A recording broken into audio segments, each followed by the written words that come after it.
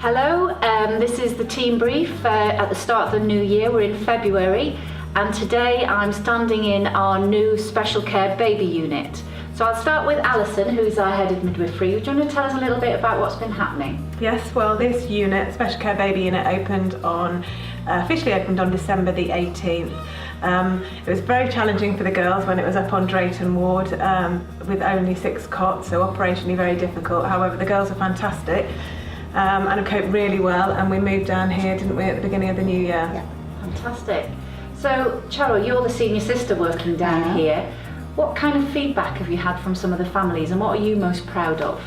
I think I'm most proud probably of the way that everybody's worked together to make the unit move successfully. We've had really fantastic feedback from the families because it's modern, it's bright and airy and light. We've got a single room for any babies that perhaps need to be isolated in terms of infection, but we've got one big open plan nursery for the rest of the 11 babies. There's a big driver nationally to improve the quality of care that we provide to babies and their families.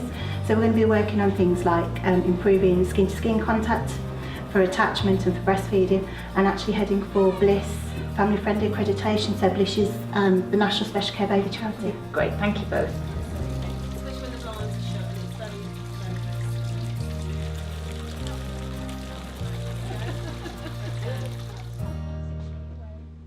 Hello, I'm Kath Kelly, your Chief Executive. We're in the month of February, and I'm here to share with you some of the key messages from the Trust Board.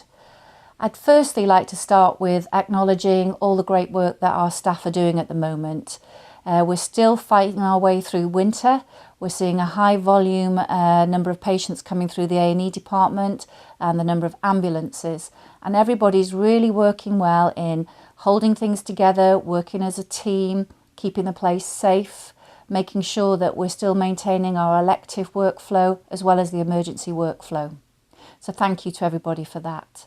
It's interesting that we also found out this month that Warwickshire North CCG have just completed a consultation actually about urgent care, and their plan is to relocate the walk-in centre that is currently running out of Camp Hill and to bring that onto the George Eliot site. So there's an opportunity for us to integrate our services across urgent care along with A&E and primary care. There is a lot of work that's going on nationally on the back of the NHS 5-year forward view. This is really now starting to take some shape, and specifically some new guidance and some planning instructions have come out for all hospitals or all providers across the country to really demonstrate that they're working together, that they're collaborating, that they're developing a network solution to patient pathways. And we are really very much engaged with this. We're working closely with UHCW around our clinical networks.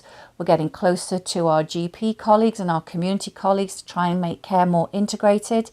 It's all about achieving the triple aim of the 5-year forward view, which is to focus on prevention and improve on the health and well-being gap, to focus on patient safety and quality, and to reduce the gap that you see across different organisations and systems in the country.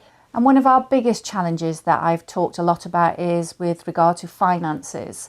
And I just want to thank everybody for getting involved in some of our engagement events and coming forward with your ideas. We've had about 60 or 70 grand ideas. Your thoughts on how we can save money, be it from removing waste, being more productive in our area of work, making sure that we're purchasing cheaper options of supplies. Keep those ideas coming forward.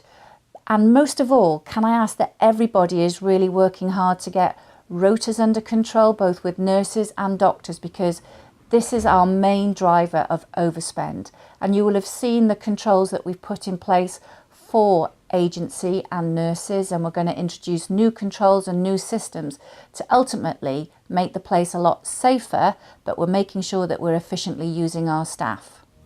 So let's really work together and bring the year to a really successful conclusion, because I cannot stress enough to you that if we're able to demonstrate that we're an organisation that delivers, then that will really build the confidence from our patients and from our stakeholders, and it will give us a lot of credibility with our regulators, and that is really good because we want to keep going forward. We know what we're here to do at the George Eliot, and we just need to demonstrate to people that we can do this. So thank you for all your involvement.